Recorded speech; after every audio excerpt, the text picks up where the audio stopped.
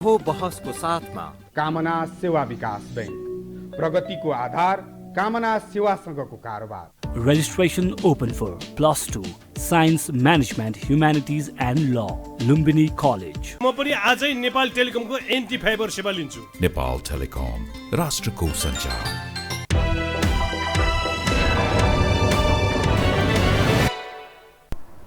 नमस्कार, यो बहसमा म यहाँलाई हार्दिक स्वागत गर्दछु।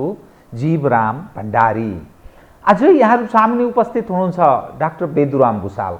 उहाँ नेकपा एकीकृत समाजवादीका महासचिव हुनुहुन्छ, राष्ट्रिय सभा सदस्य।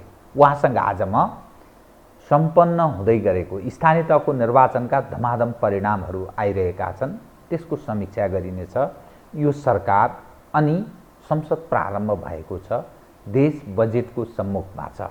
समग्र विषय नेपालको राजनीति बारे अनेक टिका टिप्पणी विश्लेषणहरू भइरहेका माझमा डाक्टर बेदुराम भुषालसँग म आज समग्र विषयलाई उठान गर्ने प्रयास गर्नेछु। सर्वप्रथम म उहाँलाई स्वागत गर्छु। डाक्टर साहब, स्वागत छ। धन्यवाद। अब म सिधै कहाँ प्रवेश गरेँ भने स्थानीय तहको निर्वाचनका परिणामहरू धमाधम आउन थालेका छन्। अहिलेसम्मको यसो हेर्दा काङ्ग्रेस 267 प्रमुखमा, उपप्रमुखमा 245, नेकपा एमाले 169 प्रमुखमा, 186 उपप्रमुख, माओवादी केन्द्र 108, 117 उपप्रमुखमा।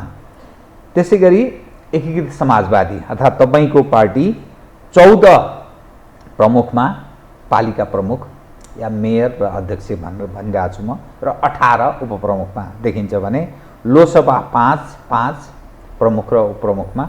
त्यसै गरी राप्रपा छ अनि राष्ट्रिय जनमोर्चा यसरी देखिन्छ।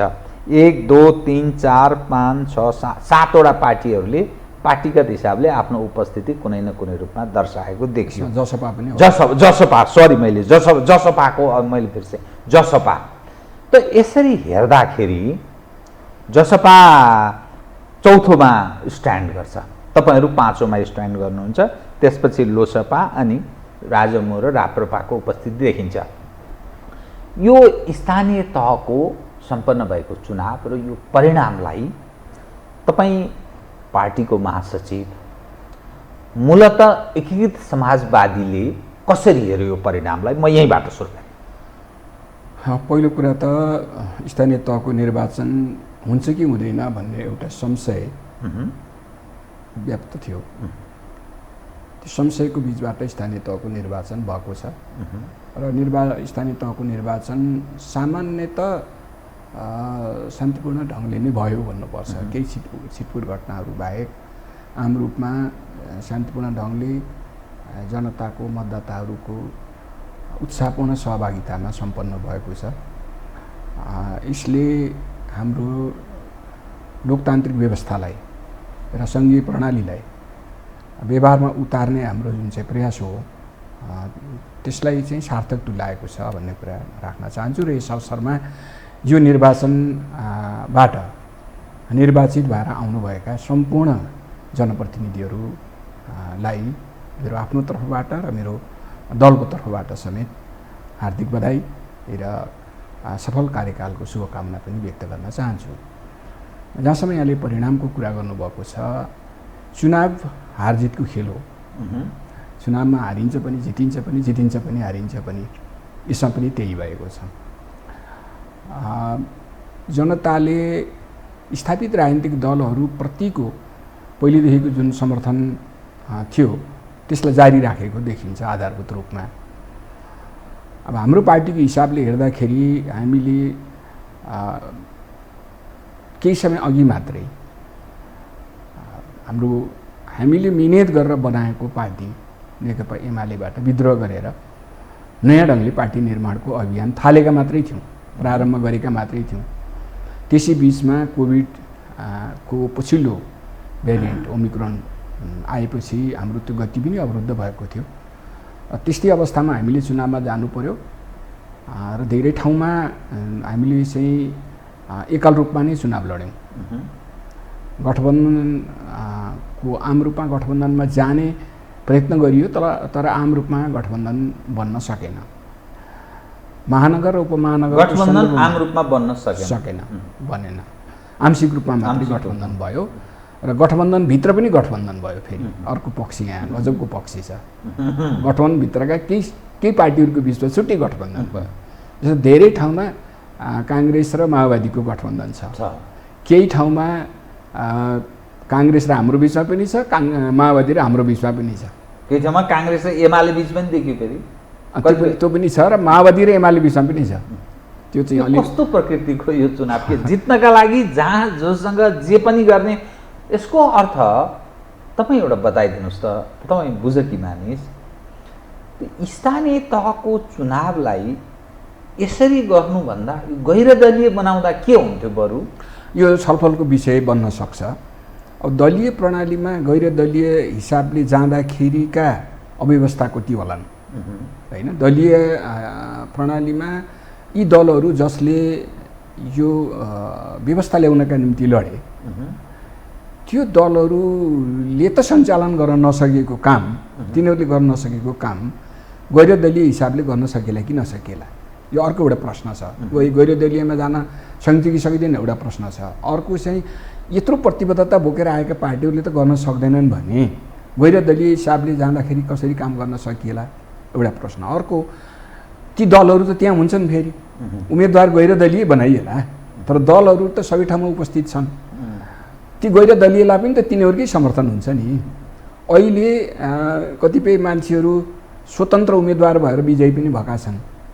मैले मसिनरी हेरेको छु यिनीहरूको बारेमा, र मैले के देखेको छु भने यिनीहरूलाई कुनै न कुनै दलको समर्थन छ, कुनै न कुनै दलको समर्थन छ। कतिपयलाई सिधै ठुला दलहरूकै समर्थन छ भने कतिपयलाई साना दलहरूको समर्थन छ। त्यो त फेरि पनि रहन्छ स्वतन्त्रलाई।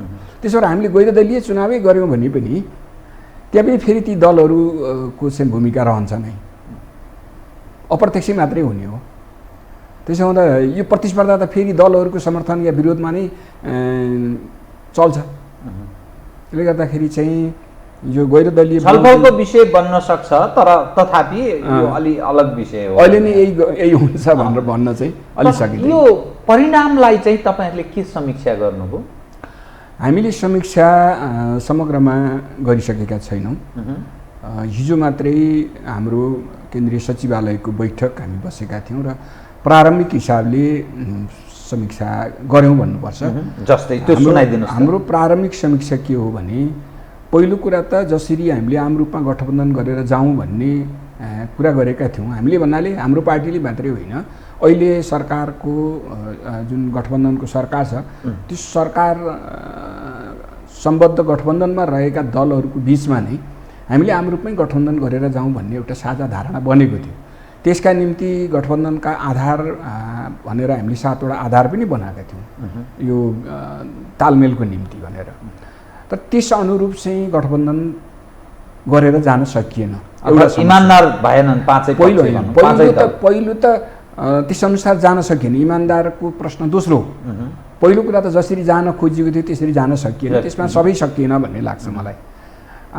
दोस्रो चाहिँ जहाँ गठबन्धन गरियो त्यहाँ पनि इमानदारितापूर्वक मत दिने काम चाहिँ भएन। दोस्रो समस्या चाहिँ त्यो पर्यो, त्यो देखिएको छ। तेस्रो, ठुलो सङ्ख्यामा मतबदर भएको छ। खास गरी यो गठबन्धनका उम्मेदवारहरूको सन्दर्भमा दलका निर्वाचन चिन्हहरूमा सबै चिन्हमा मत छाप लगाउने, स्वस्तिक छाप लगाउने काम भयो, जसले गर्दाखेरि आवश्यक सङ्ख्याभन्दा बढी मत सङ्केत गरियो, यो बदर हो। त्यो बदर भएको कारणले पनि धेरै उम्मेदवारहरूले हार्नु परेको छ। यसमा हाम्रो निर्वाचन प्रणालीको चाहिँ कमजोरी छ। उम्मेदवार नभएका ठाउँको चिन्ह नराख्नु पर्थ्यो। जहाँ उम्मेदवार छैन भने, कुनै ठाउँमा कुनै पार्टीको उम्मेदवार छैन या कुनै उम्मेदवार छैन भने त्यो नभएको उम्मेदवारको चिन्ह राखिनु हुने थिएन। हामीले निर्वाचन आयोगलाई धेरैचोटि भनेका पनि हौँ, यसरी नजाउँ, यसले चाहिँ धेरै ठुलो सङ्ख्यामा मतबदर हुन्छ भनेर भनेकै थियो। त्यो भन्दा भन्दै निर्वाचन आयोगले छापेर पुर्याउन सकिँदैन, त्यसले गर्दाखेरि यो त असम्भव छैन भनेर भन्यो। भने पछिल्लो चरणमा महानगरको सम्म चाहिँ गर्छु भनेर पनि भन्यो। महानगरको सम्म उम्मेदवार नभएका चिन्ह राख्दिनँ भनेर भन्यो, तर अन्तिममा फेरि राखेरै पठायो। यो खालको निर्वाचन आयोगको काम गराइको समस्याले गर्दाखेरि पनि धेरै ठुलो सङ्ख्यामा मत बदर भएको छ र त्यो मत बदर भएको कारणले मतपत्र अलि अलग ढङ्गको बनाइनु पर्थ्यो कि त्यो मतदान गर्ने सवालको त्यो अलि प्रशिक्षण राम्रो भएन, त्यस रूपमा कसरी बुझ्ने? अहिले मतदान नै के अरे मतपत्र नै फरक हुनुपर्छ। मतपत्र नै, यो मतपत्रलाई निर्वाचन आयोगले 7वटा मतपत्र भनेको छ। मतपत्र 1, 2, 3, 4, 5, 6, 7 भनेर भनेको छ। यहाँले पनि मतदान गर्ने बेलामा देख्नुभयो होला। 7वटा मतपत्र एक ठाउँ छापेको छ। यो नै बेठिक छ। 7वटै मतपत्र दिनु पर्यो मान्छेलाई। 7वटा दिएर 7 ठाउँमा चिन्ह लगाउनै भन्नु पर्यो होइन।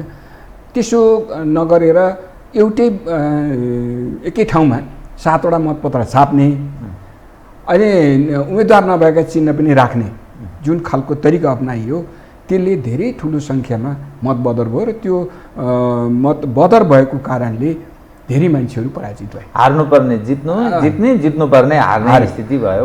जनताले मत दियो तर त्यो मतपत्रको कमजोरीको कारणले अथवा मतपत्रभित्र रहेको समस्याको कारणले त्यो मत चाहिँ सम्बन्धित मान्छेले पाउन सकेन।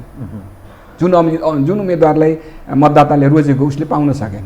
त्यो कारणले जनताले रोजेको उम्मेदवार पराजित हुने, नरोजेको उम्मेदवार अथवा कमले रोजेको उम्मेदवार भनौँ न, कमले रोजेको उम्मेदवार चाहिँ विजयी हुने। नेकपा एकीकृत समाजवादीलाई यो गठबन्धन गरेर र जुन तालमेल गरियो नि, चुनावी तालमेल, यसबाट लाभ भयो कि हानि भयो? सैद्धान्तिक हिसाबले र व्यवहारगत हिसाबले बताइदिनुहोस् त। हानि नै त नभनौँ होला, तर यसले खासै लाभ चाहिँ भएन। यो विजयी मत परिणामको हिसाबले हेर्दाखेरि चाहिँ, किनभने एउटा हाम्रो चाहिँ कस्तो आइरहेको छ भने थुप्रै ठाउँमा हामीले एकल उठेका ठाउँमा चुनाव जितेका छौँ। खास गरी सिरामा, सप्तरीमा, रौतहटमा, जुम्लामा नेकपा एक्लै सबै पार्टीका उम्मेदवार छन्। त्यहाँ सबै पार्टीका उम्मेदवार छन्। काङ्ग्रेस पनि छ, एमाले पनि छ, माओवादी पनि छ, मधेसमा त जसपा पनि छ, लोसपा पनि छ, सबै छ र हामी पनि छौँ। सिरामा जितेका छौँ, सप्तरीमा जितेका छौँ, रौतहटमा जितेका छौँ, त्यस्ता ठाउँहरू छ। त्यो हेर्दा एकल लड्दाखेरि पो फाइदा हुन्थ्यो कि भन्ने देखिन्छ। जुम्ला जस्तो ठाउँमा पनि जितेका छौँ। एउटा पालिकामा उपप्रमुख हामी जितेका छौँ। अरू सबैका उम्मेदवार छन् तर पनि हामीले जितेका छौँ। कतिपय ठाउँमा हामी एकल लडेका ठाउँमा हामी निकटतम प्रतिस्पर्धी भएको छौँ। हाम्रा उम्मेदवारहरू हुनुभएको छ। त्यो हेर्दाखेरि चाहिँ हामीले जित्न त यति सङ्ख्यामा के गर्थ्यौँ म भन्न सक्दिनँ। जित्न पनि सक्थ्यौँ, योभन्दा बढी पनि हुनसक्थ्यो, कम पनि हुनसक्थ्यो। तर जनताको मत बटुल्ने हिसाबले चाहिँ अहिले हामीलाई हाम्रो मत यति हो भन्ने जुन स्थिति छ, योभन्दा धेरै मत चाहिँ हामीले बटुल्थ्यौँ, जम्मा गर्थ्यौँ। अब यसमा अलिकति मसिनो प्रश्न, खास गरी नेकपा एमालेको नेतृत्व जनले के भन्थे भने नेकपा एकीकृत समाजवादी अर्थात् तपाईँहरूको पार्टी यो स्थानीय तहको निर्वाचनमा पत्ता साफ हुन्छ, यसले आफ्नो अस्तित्व देखाउन सक्दैन, त्यसकारण यसका कार्यकर्ताहरू त्यो पार्टीमा गोलबद्ध भएर बस्दैनन्, अन्तत्वगत्वा सबै एमालेमै फर्कने स्थिति हुन्छ, नेताहरू मात्रै अलग्गै यसो बस्छन्, कार्यकर्ता एकीकृत समाजवादीमा बस्दैनन्, परिणामले उनीहरूलाई निराश बनाउनेछ, यो खालको रिडिङ थियो। के स्थिति रह्यो? अब मूल्याङ्कन के छ? अहिले प्रारम्भिक हिसाबले हेर्दा मैले देखेको, मैले पाएको के छु भने हाम्रो पङ्क्तिमा भन्दा नेकपा एमालेको पङ्क्तिमा निराशाको मात्रा बढी छ। एमाले पङ्क्तिमा निश्चय नै अब यो हामी चुनावी राजनीति गरेका छौँ, चुनावमा हारजितले चाहिँ निराशा उत्साह त भइहाल्छ। हार्ने ठाउँमा अलिकति निराशा, जित्ने ठाउँमा अलिकति उत्साह त भइहाल्छ। तर सामान्यतः हेर्दाखेरि, किनभने हिजो नेकपा एमालेमा निकै लामो समयसम्म काम गरेको हिसाबले र खास गरिकन वैचारिक क्षेत्रमा काम गरेको हिसाबले थुप्रै साथीहरू आज त्यता भएर पनि निरन्तर सम्पर्कमा हुनुहुन्छ। एमालेमा हुँदाहुँदै पनि मसँग निरन्तर सम्पर्कमै हुनुहुन्छ। समय समयमा सैद्धान्तिक वैचारिक छलफलहरू पनि हुने गर्छन्। ती साथीहरूको कुरा सुन्दाखेरि, कुरा बुझ्दाखेरि म के देख्छु भने, के पाउँछु भने त्यो निराशाको मात्रा एमालेभित्र नै बढी छ, एमाले पङ्क्तिभित्र नै बढी छ। किन पनि छ भने एमाले अघिल्लोचोटि जितेकोमा करिब आधा हिस्सा गुमाउँदैछ। हामीले कति पायौँ छुट्टै कुरा हो, तर एमाले कति गुमायो त्यसरी हेर्ने भए कार्यकर्ताले त, त्यहाँ बसेका कार्यकर्ताले त आफूले कति गुमाइयो भन्ने ढङ्गले नै हेर्ने भए। त्यस कारणले एमाले पङ्क्तिभित्र नै निराशाको मात्रा बढी छ र छटपटाट पनि बढी छ। तपाईहरू चाहिँ अब थेगिने स्थितिमा रहनुभयो, अर्थात् नेकपा एकीकृत समाजवादी निरन्तर अघि बढ्छ। भोलिका दिनमा जुन यो गठबन्धन छ नि, र यो स्थानीय तहको त भयो, अब प्रदेश र संसदीय चुनाव चाँडै हुन्छ, त्यतातर्फ त्यहाँ प्रवेश गर्दा पनि यो तालमेल र गठबन्धनले निरन्तरता पाउँछ। कम्युनिस्टहरू बीच पोलराइज्ड भएर एक ठाउँमा उभिने सम्भावना अब छैन। अब राजनीतिमा सम्भावनाको खेल त रहिरहन्छ होइन, कुनै पनि खालको सम्भावनालाई इन्कार गर्न सकिँदैन। तर तत्काल यो अहिलेको गठबन्धन भत्किने म चाहिँ देख्दिनँ, त्यस्तो सम्भावना म देख्दिनँ। अब आगामी निर्वाचन, सङ्घ र प्रदेशको निर्वाचनमा कसरी गइन्छ त्यो त अहिले नै भन्न अलि छिटो हुन्छ होला, हतारो हुन्छ होला। यो स्थानीय तहको निर्वाचनको समीक्षा नै हामीले गर्न पाएका छैनौँ, बाँकी छ। पहिला त हामीले आफ्नो आफ्नो पार्टीमा समीक्षा गर्नेछौँ, त्यसपछि गठबन्धनमा पनि समीक्षा गर्ने नै छौँ। त्यो गठबन्धनमा समीक्षा भइसकेपछि यसमा देखा परेका कमी कमजोरीलाई सुधारेर जाने ढङ्गले सोचियो भने एक हिसाबले गइएला। देखा परेका कमी कमजोरीलाई सुधार्ने कुरामा पनि तदारुकता देखिएन, प्रतिबद्धता देखिएन भने त्यो बेलामा कसरी जाने भन्ने प्रश्न उठ्न सक्छ। त्यसपछि मात्रै भन्न सकिएला आगामी चुनावमा गठबन्धनमै जान्छ कि जाँदैन भन्ने कुरा त त्यसपछि भन्न सकिएला। तर अर्को खास गरिकन एमाले सहितको वामपन्थीहरूको गठबन्धन बन्ने सम्भावना म चाहिँ त्यति देखिँदैन। तर एउटा पक्ष बताइदिनुहोस् त, जुन मूल्य र मान्यता, सिद्धान्त, विचारवाद र जुन दर्शनलाई तपाईहरूले आदर्श मानेर हिँड्नुभयो नि, राजनीतिको जुन दर्शनलाई, त्यो अहिले कता कता छायामा परिसक्यो। अहिले यतिखेर चुनावमा कस्ता कस्ता मानिस जित्दैछन्, कस्ता कस्ता मानिस प्रतिस्पर्धा गर्दैछन्, चुनावलाई हेर्ने नजरै अलग भइसक्यो। यी यावत हेर्दा हामीले सैद्धान्तिक हिसाबले चाहिँ बहुत धेरै गुमायौँ जस्तो तपाईहरूलाई लाग्दैन? जुन आदर्श, जुन तपाईहरूको फन्डामेन्टल काङ्ग्रेससँग डिफ्रेन्सेसहरू थियो, अरू पार्टीसँग तपाईँहरूको मौलिक हिसाबले नै फरक जुन चरित्र तपाईँहरू देखाउनुहुन्थ्यो, त्यो अहिले गुमाएको जस्तो, यो राजनीति त के भयो जस्तो लाग्दैन? दुईटा प्रवृत्ति मैले धेरै ठाउँमा भन्ने गरेको छु र यहाँसँग पनि केहीचोटि भनेको छु जस्तो लाग्छ। यो आत्मकेन्द्रित व्यक्तिवादी प्रवृत्ति एउटा, र अर्को चाहिँ जो उपभोक्तावादी संस्कृति, यो चाहिँ गम्भीर समस्याको रूपमा नेपाली राजनीतिमा छ, पहिलेदेखि नै छ। यो एउटा पाटो छ, यसलाई कसरी न्यून गर्दै जान सकिएला भन्ने प्रश्न एकातर्फ छ। अर्कोतर्फ यो प्रश्नसँग जोडेर मैले कसरी पनि हेर्न चाहन्छु भने यहाँले जुन आधारभूत रूपका भिन्नताहरू भन्नुभएको छ नेपालका कम्युनिस्ट र काङ्ग्रेसहरूको बिचमा, र म के देख्छु भने कतिपय आधारभूत भिन्नताहरू छन्, कतिपय आधारभूत समानताहरू पनि छन्। जस्तो लोकतान्त्रिक मूल्य मान्यताको सवालमा नेपालका कम्युनिस्टहरू सुरुदेखि नै, यद्यपि नेपाली कम्युनिस्ट आन्दोलनभित्र कहिले अलि उग्र धारहरू देखा परे त्यो छुट्टै कुरा हो, मूल रूपमा मूल धारको हिसाबले हेर्ने हो भने नेपाली कम्युनिस्ट आन्दोलनमा सुरुदेखि नै पुष्पलालले जुन पार्टी स्थापनाको नेतृत्व गर्नुभयो, त्यो नेतृत्व गर्ने बेलामा प्रस्तुत गर्नुभएको, पुष्पलालले नै प्रस्तुत गर्नुभएको दस्तावेजबाट हेर्ने हो भने लोकतान्त्रिक मूल्य मान्यताप्रति प्रतिबद्ध आन्दोलन हो नेपाल कम्युनिस्ट आन्दोलन। त्यस मानेमा लोकतन्त्रको प्राप्ति, त्यसको रक्षा, त्यसको विकासका निम्ति चाहिँ नेपालका कम्युनिस्ट काङ्ग्रेसहरू निरन्तर मिलेर आएका छन्, विभिन्न समयमा मिलेर आएका छन्। तर उनीहरूले प्रतिस्पर्धा पनि गर्दै आएका छन्, सहकारी पनि चलेको छ, प्रतिस्पर्धा पनि चलेको छ। आज पनि त्यही भएको। हामी त्यति बेला कम्युनिस्ट काङ्ग्रेस एक ठाउँमा बन्यौँ जति बेला संविधानका विरुद्ध प्रहार भयो, लोकतन्त्रका विरुद्ध प्रहार भयो। यो त जगजाहेर छ नि। त्यसको रक्षाका निम्ति भनेर नै हामी एक ठाउँमा जुट्यौँ। संविधानका विरुद्धमा जसरी कम्युनिस्ट पार्टीको नेताको हैसियतले प्रधानमन्त्री बनेका व्यक्तिले जसरी संविधानलाई मिचेर प्रतिनिधि सभा विघटन गरे, अदालतले बिउताएपछि पनि फेरि विघटन गरे, यो त लोकतन्त्र मास्ने कदम नै हो भनेर हामी त्यसका विरुद्धमा खडा भएका हुन्थ्यो कम्युनिस्ट काङ्ग्रेसहरू। त्यसो हुँदाखेरि भिन्नताका साथसाथै यहाँ समानता पनि छ। समानताले चाहिँ सहकार्य पनि गराएको छ। यो पक्षलाई भुल्न मिल्दैन।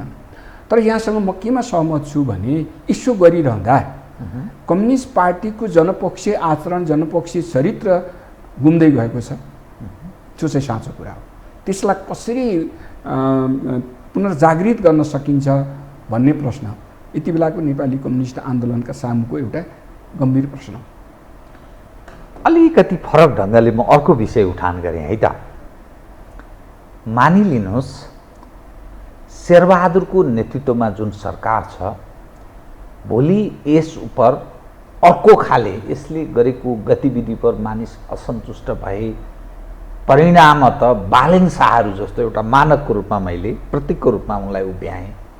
बालेन शाहको जसरी अहिले मत त्यो वार्ती आइरहेको छ र काङ्ग्रेस तपाईहरूको गठबन्धन र एमाले पार्टी बालेनका सामुन्ने फुच्चे देखिन थालेको छ।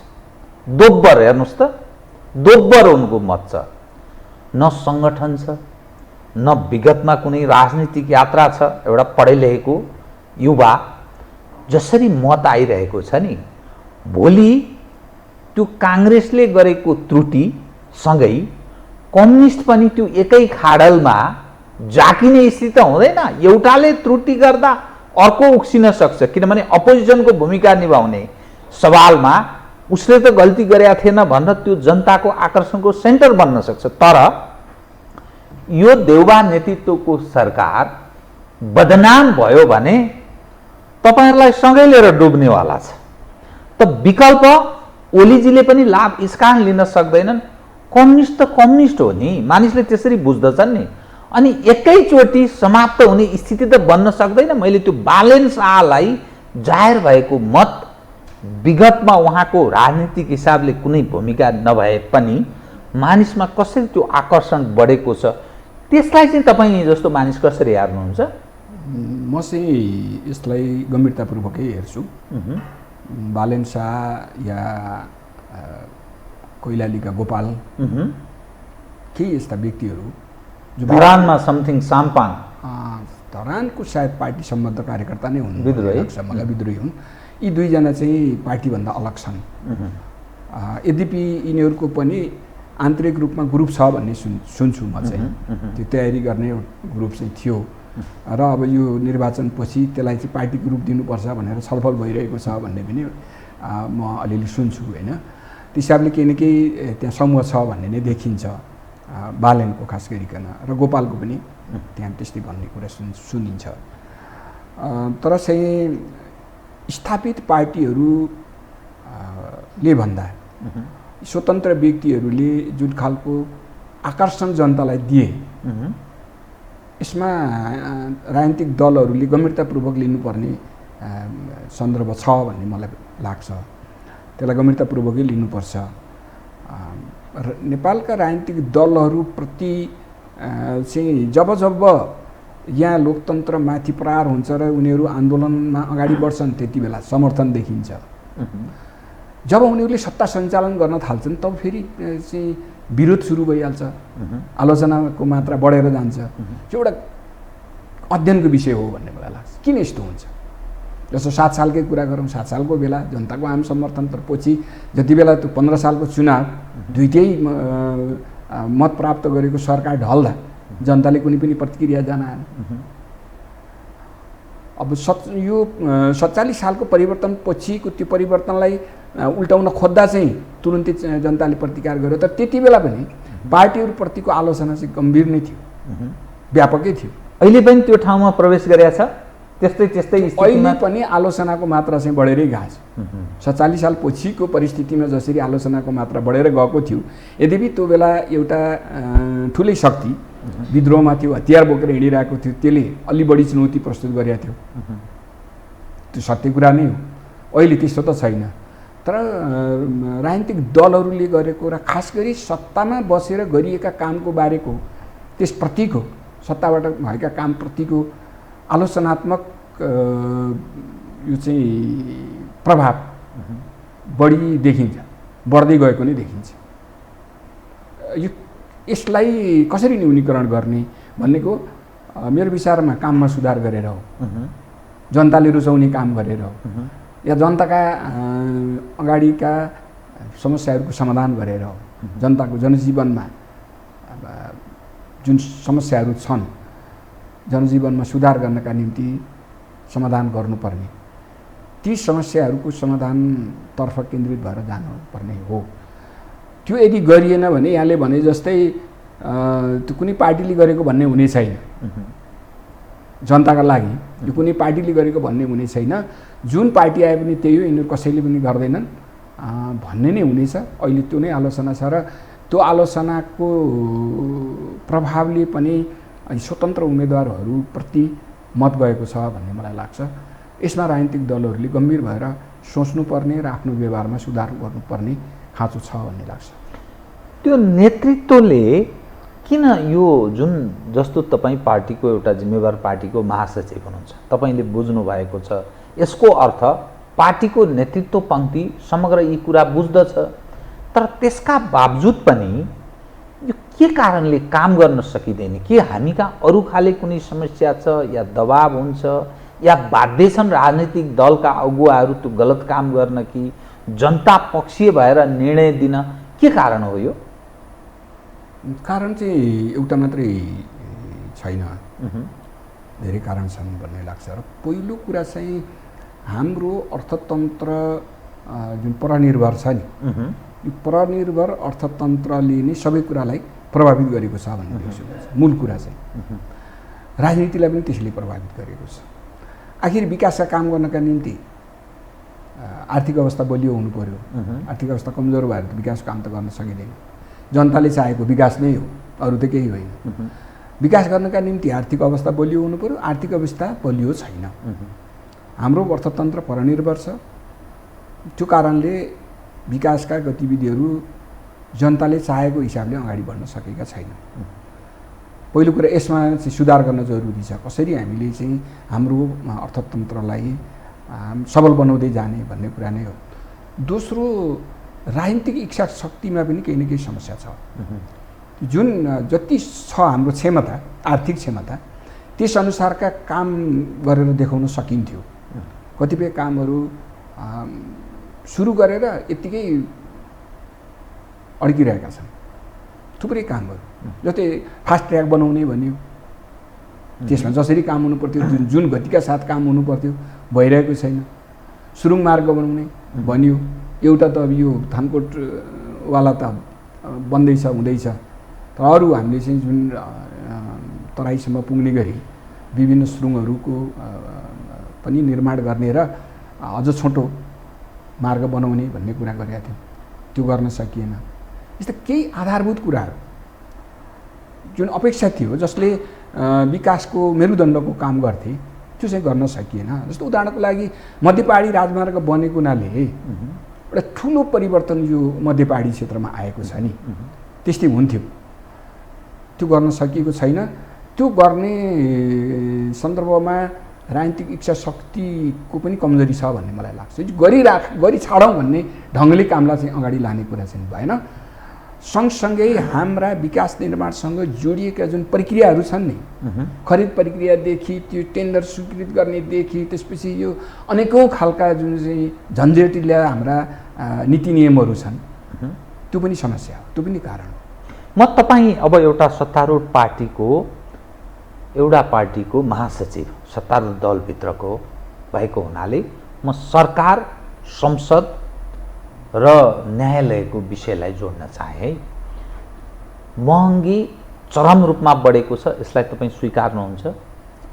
जो जनपक्षीय जनताको पक्षमा काम गर्ने यो सरकार हो भनिन्छ, त्यहाँ काहीँ त्यो मोनिटरिङ, अनुगमन, निगरानी त्यो रूपमा भएको छैन। बेरोजगारको सङ्ख्या भयानक बढेर गएको छ, विदेश जाने क्रम कुनै रोकिएको पनि छैन। तेस्रो पक्ष उद्योग धन्दाहरू कुनै थपिएका छैनन्, योजनामा पनि खास त्यस्तो परेको भन्ने अर्थ लाग्दैन। अर्थ मन्त्रालयको लथालिङ्गको जुन दृश्य देखिन्छ र त्यहाँको नेतृत्ववाला जो मानिस छन् तिनले नै अर्थतन्त्र कति बुझेका छन्, अर्थात् अयोग्य व्यक्तिहरूको चयनको कुरा पनि मानिस गर्दछन्। एकातर्फ डेलिभरीको समस्या छ, बेरोजगार त्यत्तिकै छ, चरम अन्याय अत्याचारका कुराहरू हर क्षेत्रमा देखिन्छ। संसद कहिले चल्छ कहिले चल्दैन, फेरि अहिले चाहिँ एमाले सहयोग गर्यो, हिजोका दिनमा किन विरोध गर्यो, अहिले किन सहज चल्न दियो त्यो पनि बुझिँदैन। संसदको औचित्य उपादेयतामाथि त्यहाँ प्रश्न मानिसले किन खडा गरे भने आकस्मिक बन्द हुन्छ, आकस्मिक फेरि यसै चल्छ, यो के हो, यो छलफल खास त्यसरी राष्ट्रिय महत्त्वका बारेमा हुँदैन भन्ने अर्का। न्यायालयको प्रधान न्यायाधीशमाथि तपाईँहरूले महाभियोग लगाइदिनु भयो, त्यो फटाफट छिनोफानो हुनुपर्ने एस अर नोमा, त्यसमा पनि तपाईँहरूले अल्झाएर राख्नुभयो। यसको अर्थ त्यहाँ ठुलो त्यो अनेकौँ षड्यन्त्रका ताना बानाहरू बुनिएका छन् भनेर मानिस भन्छन्। यो वा त्यो त हुनुपर्छ नि। यी सम्पूर्ण जो पढे लेखेको मान्छेले अहिलेको यो शताब्दीमा आउँदा त सबै जलजल, हामी सञ्चार क्षेत्रमा काम गर्नेहरू एक्सपोज गरिरहेका छौँ, कान सुन्नेले पनि सुनिरहेका छन्, आँखा देख्न नसक्नेले पनि सुनेको भरमा पनि सबै बुझ्दछन्। अनि यो सबै हेर्दाखेरि तपाईहरूलाई या यो खास गरी अहिलेको मूल पोलिटिकल एक्टर काङ्ग्रेस र कम्युनिस्टहरूलाई, अलि मैले छुचो भाषामा प्रयोग गरेँ, तपाईँहरूलाई किन सहयोग, किन सघाउने, किन नेपाली जनले मत जाहेर गर्ने, ल बताइदिनुहोस् त। होइन, हामीले गरेका काम चित्त बुझेन भने त मत जाहेर नगर्न स्वतन्त्रता छ।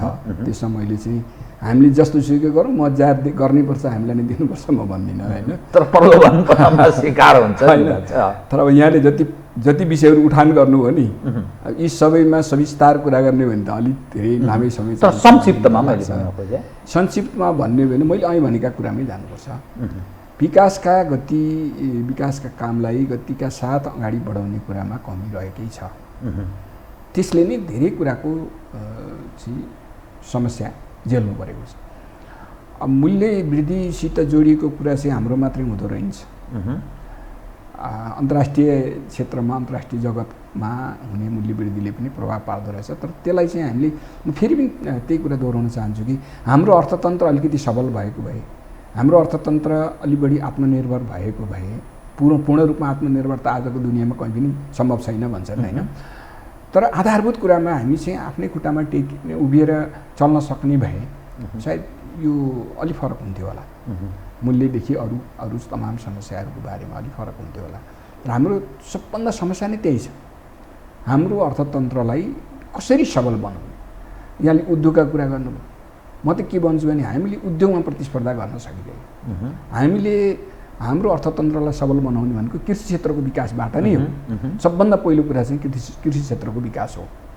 कृषि उपजका निम्ति हामीसँग प्रशस्त जमिन पनि छ, जल पनि छ, जङ्गल पनि छ, तर त्यसको पर्याप्त उपयोग हामीले गर्न सकेका छैनौँ। त्यो योजना हुनुपर्छ, हामीले लिएर जानुपर्छ भन्ने मलाई लाग्छ।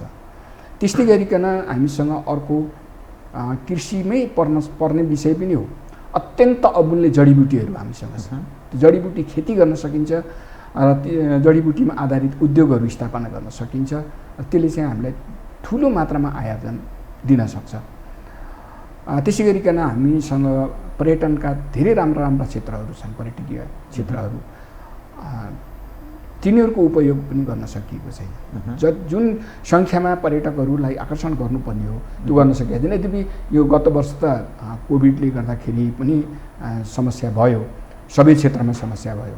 तर यो चाहिँ गत वर्षको कुरा मात्रै होइन, धेरै वर्षदेखि हामीले यो दिशामा जसरी जानुपर्थ्यो, कृषि क्षेत्रको विकासका निम्ति हामी जसरी जानुपर्थ्यो, कृषिमा सिँचाइको प्रबन्ध गर्नका निम्ति हामी जसरी जानुपर्थ्यो, अहिलेसम्म पनि हाम्रो मुलुकमा हामीले चाहिँ एउटा मल कारखाना खोल्न सकेका छैन। अरू उद्योगको कुरा छाडौँ, अरू उद्योगमा हामीले प्रतिस्पर्धा गरेर विदेशमा माल निर्यात गर्न नसकौँला, तर हामीलाई चाहिने मल त यहीँ उत्पादन गरेर प्रयोग गर्न सकिन्थ्यो। त्योसम्म पनि हामीले गर्न नसकेको अवस्थाले गर्दाखेरि नै। तर 32 वर्ष भयो देशमा चाहिँ यत्रो ठुलो परिवर्तन ल्याएको भने। त्यही भएर त म यो पहिलेदेखिको कुरा गर्दैछु त, अहिलेको मात्रै यो 1-2 वर्षको मात्रै कुरा होइन। सुरुवातदेखि नै जसरी हामीले चाहिँ एउटा दीर्घकालीन योजनाका साथ यति समयमा यो गर्छौँ भनेर जानुपर्थ्यो, त्यो जान सकिएन। त्यो चाहिँ यथार्थ कुरा हो। त्यो हामीले गर्न नसकेको कुरालाई स्वीकार गर्नुपर्छ।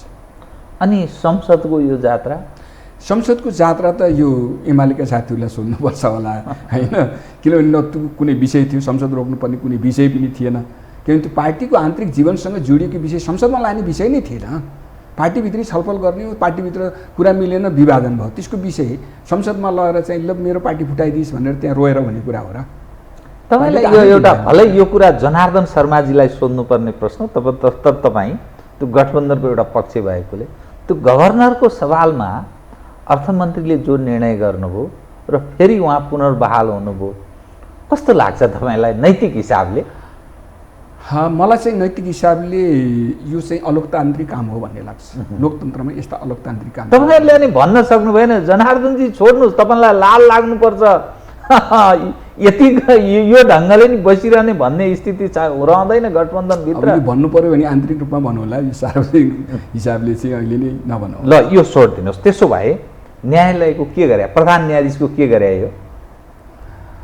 अब यो चाहिँ संसद नचलेकै कारणले त्यो त अस्तिसम्म त संसद फेरि अब अहिले पनि यो टुङ्गो लाउने हिसाब चाहिँ तपाईँ समय सिद्ध्याएर त्यसै उहाँलाई चाहिँ यो वा त्यो नगरी छोडाइदिने? अब त्यो त संसदीय प्रक्रिया अलि लामै हुन्छ होइन, त्यसले कति समय लिन्छ त्यो पर्खिनै पर्छ। तर यस्ता गतिविधिले आम मानिसमा वितृष्णा पैदा हुन्छ र बालेन्साहरू जन्मन्छन् जस्तो लाग्दैन तपाईँलाई? यो सबै कुराको जुन चित्त बुझ्दो वास्तवमा तपाईँलाई पनि भित्र मनमा लागेको छ कतिपय कुरा पार्टी लिमिटेसन, लक्ष्मण रेखा भन्छ नि, त्यसका कारण कतिपय व्यक्त गर्न अप्ठ्यारो भएको पनि होला। तर यस्ता कारणले सबै भड्खालोमा परिन्छ, एउटै खाडलमा परिन्छ जस्तो लाग्दैन? यी सबै गतिविधि हेर्दा चित्त बुझ्दो जब जवाफ दिन सकिँदैन अनि हामी अप्ठ्यारोमा पर्छौँ जस्तो लाग्दैन? समस्या एक ठाउँमा मात्रै छैन। सैद्धान्तिक विषयमा म चाहिँ प्रस्तुत हुन कुनै गाह्रो मान्दिनँ होइन, सैद्धान्तिक विषयमा। त्यस हिसाबले म के राख्न चाहन्छु भने समस्या खालि कार्यकारिणीमा मात्रै छैन, समस्या व्यवस्थापिकामा पनि छ, समस्या न्यायपालिकामा पनि छ। न्यायपालिका भित्रैको समस्याले गर्दा पनि हो नि प्रधान न्यायाधीशका विरुद्ध महाअभियोग लागेको। त्यहीभित्र उहाँले त्यहाँका सबै न्यायाधीशहरूलाई साथमा लिएर त हिँड्न सक्नुभएको थिएन। न्यायपालिकामा त्यति लामो समयसम्म आन्दोलन भएको कहिले तपाईँले यति लामो जीवन बाँचिसक्नुभयो कहिले देख्नु भएको थिएन। यो खालको समस्या त्यहाँ पनि देखियो। त्यस कारणले समस्या सबैतिर रहेर यी सबैतिरका समस्याको समाधानको खोजी चाहिँ गर्नुपर्छ भन्ने लाग्छ मलाई सैद्धान्तिक रूपले हेर्दाखेरि चाहिँ। अब संसद प्रारम्भ भएको छ, बजेटको अब पूर्व सम्मुखको स्थितिमा देश छ।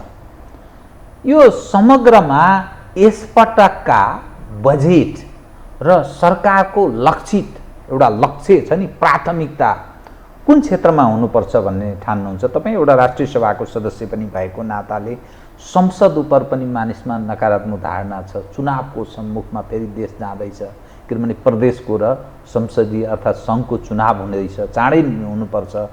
यो समग्रमा हेर्दाखेरि यो तरल राजनीतिक अवस्था निरन्तर लामो चलिरहने भयो भन्ने एउटा धारणा मानिस बनाउँदैछन् कि यो के गर्ने बताउनुहोस् त? अब विकासको प्रक्रिया त लामै हुन्छ, त्यसमा हामीले हतार गरेर पनि हुँदो रहेनछ, पहिलो कुरा। दोस्रो, यति बेलाको बजेटमा के प्राथमिकता हुनुपर्छ भन्ने सन्दर्भमा अहिले भर्खरै यो संसद चलेपछि, संसद प्रारम्भ भएपछि, संसदको अधिवेशन प्रारम्भ भएपछि आगामी बजेटका सिद्धान्त र प्राथमिकताहरू सम्बन्धी सरकारको दस्तावेज दुवै सदनमा प्रस्तुत भएको छ राष्ट्रिय सभामा हिजो हामीले छलफल गरेर त्यसलाई टुङ्गाएका पनि छौँ। त्यसकै आधारमा पनि हेर्दाखेरि यति बेलाको हाम्रो चाहिँ सिद्धान्त त मूलतः संविधानले जे हाम्रो समाजका बारेमा हाम्रो समाज कस्तो हुनुपर्छ, कता लानुपर्छ भन्ने बारेमा जे भनेको छ, खास गरिकन समाजवाद उन्मुख अर्थतन्त्र निर्माण गर्ने भनेर हाम्रो संविधानको प्रस्तावनामा जसरी लेखिएको छ त्यसलाई नै आधार मानेर जाने भन्ने छ। त्यो सैद्धान्तिक मार्गदर्शनमै जाने भन्ने छ। त्यो ठिकै हो भन्ने लाग्छ। संविधान कार्यान्वयन गर्दै नै अगाडि जाने हो। त्यसलाई केन्द्रबिन्दुमा राखेरै बजेट नीति कार्यक्रमहरू आउने हो। अब प्राथमिकताको सन्दर्भमा चाहिँ अलि बढी छलफल हुने विषय हो। प्राथमिकतामा त्यहाँ पनि छलफल भएको छ, हामीले छलफल गरेका छौँ र हामीले मूल रूपमा चाहिँ कृषिलाई नै प्राथमिकतामा राख्नुपर्छ। कृषि उत्पादनको विकास, त्यसको उपयोग र त्यसका निम्ति गर्नुपर्ने अरू तमाम कामहरूलाई हामीले चाहिँ पहिलो प्राथमिकता राख्नुपर्छ। कृषिभित्र पनि हाम्रो धेरै जमिन अहिले बाँझो छ, खेतीयोग्य जमिन बाँझो छ। त्यसलाई कसरी फेरि चाहिँ खेती गर्ने अवस्था पुर्याउने हो। सिँचाइको ठुलो समस्या छ, सिँचाइको व्यवस्था कसरी गर्ने हो। मलबिउको त्यत्तिकै समस्या छ, त्यसको व्यवस्था कसरी गर्ने हो। त्यसै गरिकन कृषिसँग पशुपालन जोडेर आउँछ, त्यसलाई कसरी जोड्ने हो। यस्ता यावत समस्याहरू छन् ती सबै समस्याको समाधान गर्दै जाने गरी कृषिलाई प्राथमिकता दिनुपर्छ। त्यसै गरिकन जडीबुटी उत्पादन मैले पनि चर्चा गरेँ। जडीबुटी खेती, जडीबुटी जन्य उद्योगहरूको निर्माण जस्ता विषयमा हामी जानुपर्छ। यो क्षेत्रबाट हामीले चाहिँ उत्पादन वृद्धि गर्न सक्छौँ र अर्थतन्त्रलाई केही न केही टेवा दिन सक्छौँ भन्ने ढङ्गले जानुपर्छ भनेर सुझावहरू सांसदहरूले राख्नु भएको छ। दोस्रो चाहिँ ऊर्जाको विकासमा हामीले दोस्रो प्राथमिकतामा राखेर हेर्नु पर्यो र ऊर्जाको विकास मात्रै होइन, ऊर्जा उत्पादनमा वृद्धि त गर्नै पर्यो। त्यसको सँगसँगै खास गरी विद्युत उत्पादनमा वृद्धि गर्नु पर्यो र त्यसलाई चाहिँ त्यसको उपभोगमा पनि वृद्धि गर्नु पर्यो। आज हामीले चाहिँ ग्यास, पेट्रोलियम पदार्थ यो चाहिँ जुन मात्रामा प्रयोग गरिरहेका छौँ त्यो मात्रालाई घटाउने भनेको हामीले विद्युतको प्रयोगद्वारा नै हो। त्यसमा जानु पर्यो। अब हाम्रो चाहिँ कमसेकम पनि विद्युतको उत्पादन भनौँ न अहिले सबैलाई पुग्ने गरी भयो भन्ने आइरहेको छ। अहिले चाहिँ बाहिर बेची पनि रहेका छौँ भन्ने हिसाब छ। त्यस हिसाबले हेर्दाखेरि अहिले हामीले चाहिँ विद्युत सस्तोमा बेच्ने होइन, विद्युतको प्रयोग बढाउने र पेट्रोलियम पदार्थको आयातलाई न्यूनीकरण गर्ने, त्यसमा जानुपर्छ। त्यो प्राथमिकतामा राख्नुपर्छ भन्ने कुरा भएको छ। त्यसै गरिकन पर्यटनको विकासलाई चाहिँ हामीले अर्को प्राथमिकतामा राख्नु पर्यो। पर्यटन क्षेत्रलाई विकास गर्ने र पर्यटकहरूलाई आकर्षण गर्ने त्यो अर्को एउटा महत्त्वपूर्ण आर्थिक आर्जनको बाटो हो हाम्रो। त्यसमा जानु पर्यो। र उद्योगको विकास पनि गर्नैपर्छ। कतिपय हाम्रा आफ्नै कच्चा पदार्थमा आधारित उद्योगहरू जो हाम्रै उपयोगका निम्ति उत्पादन गर्ने, सामग्री उत्पादन गर्ने पनि हुन सक्छन्। त्यस्ता उद्योगहरूको विकासमा पनि जानु पर्यो। त्यस हिसाबले हामीले चाहिँ हाम्रो अर्थतन्त्रलाई सबल बनाउने गरी प्राथमिकताहरू निर्धारण गरेर जाउँ भन्ने हिसाबले त्यहाँ धारणाहरू पनि व्यक्त भएका छन्। र अर्थमन्त्रीले अब गर्नुहुन्छ कति त्यो त बजेट आउँदाखेरि हेर्ने कुरा भयो।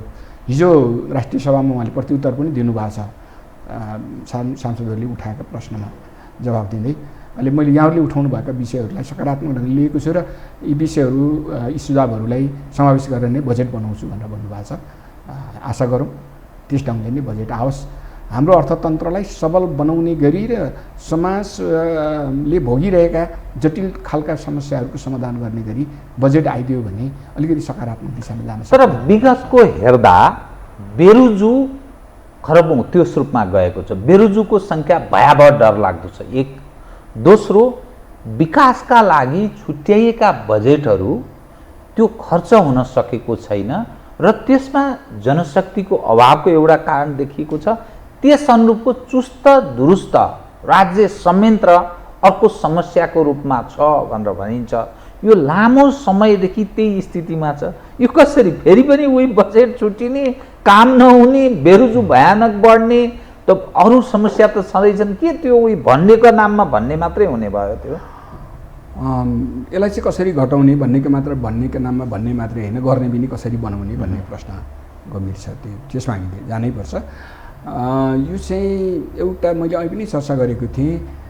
विकास निर्माणसँग जोडिएका आयोजनाहरूको निर्माणदेखि त्यसको त्यो चाहिँ आयोजना को कार्यान्वयनको प्रक्रिया जुन छ नि धेरै लामो हो, हाम्रो धेरै लामो प्रक्रिया छ। खास गरिकन यो खरिद ऐन नै अत्यन्त जटिल भयो भन्ने छ। त्यो यति झन्झटिलो छ कि त्यसले धेरै लामो समय त त्यसमै लाग्छ। बजेट विनियोजन भएपछि त सिधै पठाइदिँदा हुन्छ नि, पठाइँदैन। बजेट विनियोजन भयो, प्रदेशमा यति पठाउने, स्थानीय तहमा यति पठाउने भनेर घोषणा गरिन्छ नि बजेट पुस्तकमा, त्यो गरेपछि त सिधै पठाइदियो भने हो। तर अर्को लामो प्रक्रिया पुरा गरेर मात्रै बल्ल बजेट जान्छ।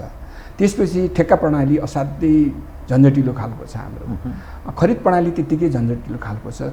यस्ता झन्झटिला नियम कानुन व्यवहारहरूले पनि काम हुन सकेको छैन। यसलाई सरलीकरण गर्नै पर्छ। त्यस ढङ्गले पनि छलफल चलिरहेको छ। यो सार्वजनिक रूपमा पनि यो बहस भइदियो र यसलाई सरलीकरण गरेर जाउँ भन्ने कुरा भइदियो भने राम्रो हुन्छ। बरु हामीले चाहिँ एउटा थप व्यवस्था गरौँ कि जनलेखा परीक्षण, जहाँ योजना परिचालन हुन्छ त्यहाँको जनताको प्रत्यक्ष सरोकार रहने खालको व्यवस्था कसरी गर्न सकिन्छ। त्यसो गर्न सकियो भने यो लामो खालको नि यहाँ बेरोजुको कुरा गर्नुभएको छ नि, बेरोजुलाई पनि यसले चाहिँ कम गर्न सक्छ होला जस्तो लाग्छ। म ठिक अन्त्यमा नि तपाईँले अन्ततोगत्वा हामी समाजवादी पथमा जानुपर्छ जो भनिरहनु भएको छ नि, समाजवाद उन्मुख संविधानले पनि त्यही भन्छ होइन, समाजवादकै बाटो कुरा गर्छ। काङ्ग्रेस छ, ऊ पनि समाजवादी हौँ हामी भन्छ, तर उसको समाजवाद भनेको भारतीय सोसलिस्ट लिडरहरूको धाप र ढाडसमा जन्मेको पार्टी, त्यसलाई आदर्श मानेर हिँडेको, जयप्रकाशहरूलाई आदर्श मानेर हिँडेको एकातर्फ काङ्ग्रेस छ, भारतीय लिडरहरूलाई। यो एक समयको म कुरा गरिरहेको छु। तपाईँहरू मार्क्सिस्ट लेनिनिस्ट आफूलाई बताउनुहुन्छ, तपाईँहरू पनि अन्ततोगत्वा समाजवादको कल्पना हुन्छ। त्यो साम्यवाद त तपाईँहरूले यस्तो बिर्सिसक्नुभयो। यो दुनियाँमा साम्यवादमा नि पुग्न सकिन्छ, त्यो त यसो आमाको गर्भमा सोचिएको कुरा थियो होला, त्यो गयो भन्ने दृष्टिमा। यो समाजवाद जो भनिरहनु भएको छ नि, के बेकुब बनाउने काम हो यो? बेकुब बनाउने यत्रो तपाईँ प्रतिस्पर्धा छ, अनफेयर कम्पिटिसन छ, मान्छे मर्नु न बाँच्नुको अवस्था प्रवेश गरिसके। नेपालीको यो अभिगत छ, भनिदिने एउटा यो चाहिँ भन्ने नहो भने जस्तो मात्रै। यो समाजवाद भनेकै भोलि मान्छेलाई भोमिट हुन्छ नि, वाक वाक गरेर गर्ने स्थिति आउने होइन यो। अब लक्ष्य त राख्नु पर्यो नि होइन, कहाँ पुग्ने भन्ने सपना चाहिँ देख्ने, यात्रामा त लक्ष्य त हुन्छ होइन। यो समाजलाई कता पुर्याउनुपर्छ त, कहाँ लानुपर्छ त भन्ने सन्दर्भमा राखिएका लक्ष्यहरू हुन् जो साझा पनि छ।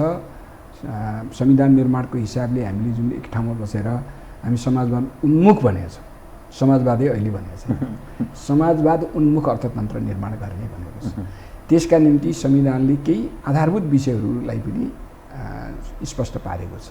त्यो के छ भने शिक्षाको क्षेत्रमा, स्वास्थ्यको क्षेत्रमा के गर्ने, के चाहिँ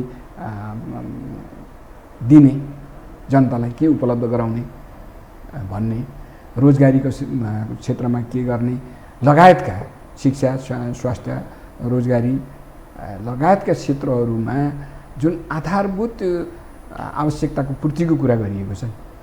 सायद समाजवाद उन्मुख भनेको पहिलो चरणमा त्यही होला मेरो विचारमा।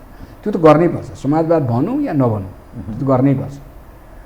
अब बेकुब बनाउने कुरा हो भने संसारका सबैले बेकुब बनाएको होला, हामीले मात्रै होइन होला। किनकि संसारका सबै राजनीतिक व्यवस्थामा हामी त्यता जान्छौँ भनेर भनिन्छ, त्यसभित्रका पनि त्यो राजनीतिका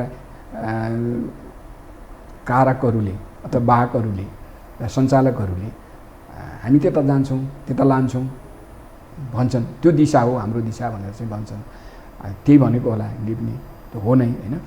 त्यस कारण कता जाने हो भन्ने कुरा त भन्नै पर्छ र त्यता जाने यात्रातर्फ गइयो कि गइएन भनेर चाहिँ हेर्नुपर्छ भन्ने मलाई लाग्छ। अहिलेसम्मको यात्रालाई हेर्दाखेरि हामीले चाहिँ त्यतातर्फ प्रस्थान गऱ्यौँ भन्ने लाग्दैन। हस्, कार्यक्रममा आइदिनुभयो, बहुत धन्यवाद छ तपाईँलाई। धन्यवाद छ यहाँलाई पनि। आदरणीय दर्शकवृन्द, उहाँ हुनुहुन्थ्यो डाक्टर बेदुराम भुसाल, नेकपा एकीकृत समाजवादीका महासचिव। समसामयिक विषयलाई केन्द्रमा राखेर गरेको कुराकानी। म सहित मेरो सम्पूर्ण युनिटलाई कार्यक्रमबाट बिदा दिनुहोस् र यो टेलिभिजन हेर्दै रहनुहोला। नमस्कार।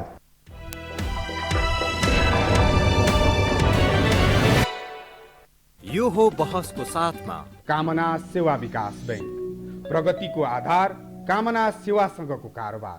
Registration open for +2 Science Management Humanities and Law, Lumbini College. म पनि आजै नेपाल टेलिकमको एन्टी फाइबर सेवा लिन्छु। नेपाल टेलिकम, राष्ट्रको सञ्चार।